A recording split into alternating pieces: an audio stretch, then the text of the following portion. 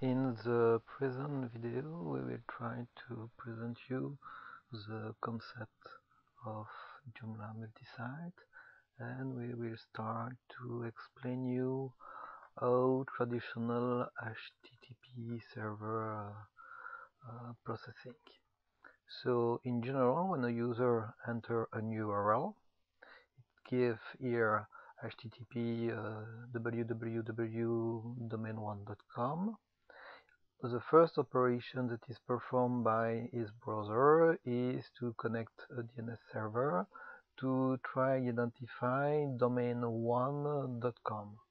If it found the name, it returns an IP address, and based on this IP address and the protocol that is defined, it converts that with a port. It has an IP, a port, and it connects a machine to this IP address and is port. The port 80 being the HTTP protocol. It transfers in the same time the host. The host is a part that is here, not after. It transfers its information, and it arrives on a specific application. For example, for an HTTP server on Unix, you have Apache. For Windows, it is 2IS. So you can have different applications to process the request. When you are working on Apache or the IIS, you have a configuration. This configuration consists to give the name of a host and to give the corresponding directory where is located the application on the machine. So here we give, for example, a path that is home public user 1 domain 1 and www, and this locate a specific directory. In general, the configuration of the HTTP server is done with a specific administration tool that is provided by your hosting provider.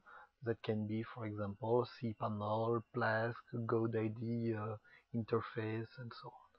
So this is with this kind of interface that you can configure the different domain or subdomain and their corresponding directory on the machine.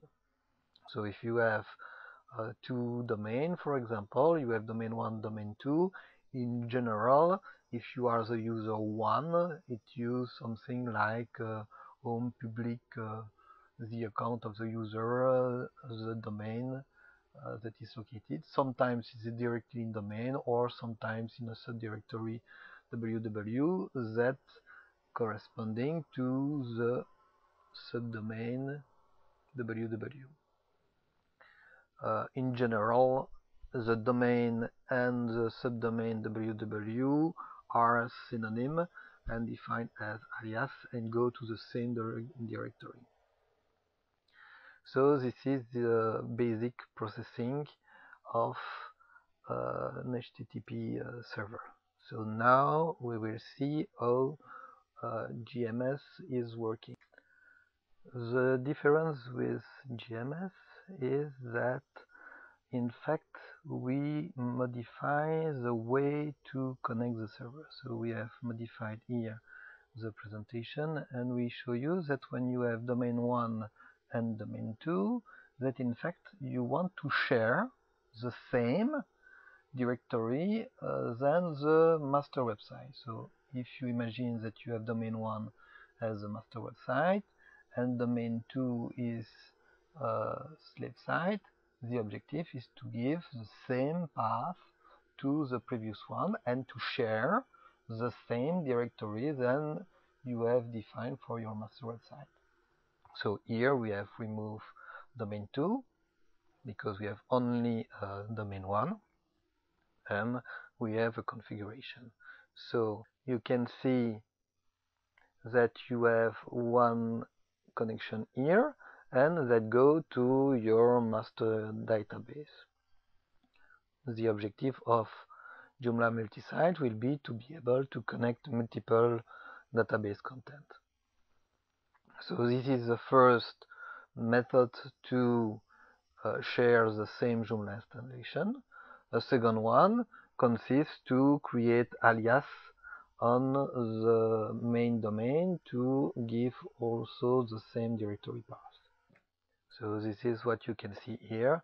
We say, okay, domain 1 as synonym www.domain1.com, but also domain 2, www.domain2.com, and all those names correspond to the same directory on your server.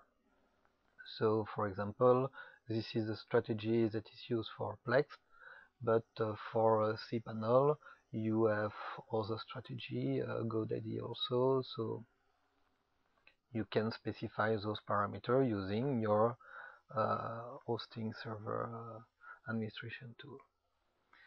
So now we will see the particularities of Joomla Multi-Site and how it is able to manage the things.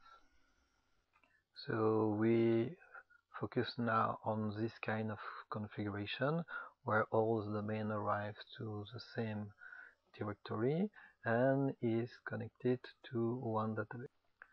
So here we have modified slightly the presentation, and we show you that when you arrive here with GMS, we create a subdirectory that is called multisite, in which we will store the different site identifier. And in each subdirectory here, you have your specific configuration.php file, the file that is used by Joomla to specify the database connection. So, as with Joomla Multi-Site, you can have several configuration files. You can have, of course, several database and table prefix, and, of course, different content. So this is the objective of Joomla Multi-Site, is to allow you enter any URL, arrive to the same directory on your server, and when you arrive to your single Joomla instance, it identifies the URL and it assigns to each name that you will specify in Joomla Multi-Site the database connection. This is the objective of Joomla Multi-Site. Here you can see, for example, on our website, demo website, that we have, for example, site 1 that is mapped to or is recognized to this domain 1, or www.domain1.com. So we have defined here a database connection, and we have a prefix for the database. And if you have a look, we are in our GMS demo, so the same directory for all the website, as you can see. So if we have to conclude on how GMS is working, it receives an URL.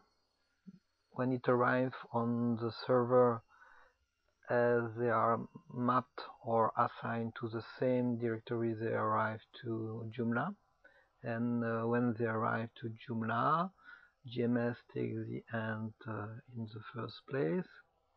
It analyzes the URL, and if it finds in its list domains that match the one that is in this configuration, it associates this domain or subdomain to a specific site identifier where it stores the configuration Joomla file that gives the database connection. So here we have defined domain 1 and domain 2 that arrive to the same directory.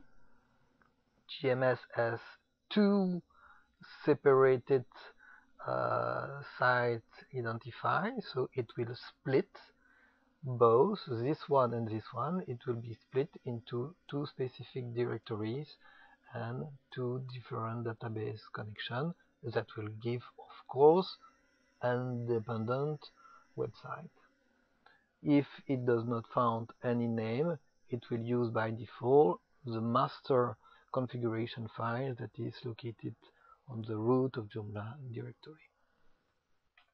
This is the concept that you retrieve on our website. When you have a look on the product detail, you have a URL that arrives to a specific directory and give database connection. This is a standard method, and when you are working with Joomla Multi Site, you arrive to a common directory that gives you possibility to connect multiple websites.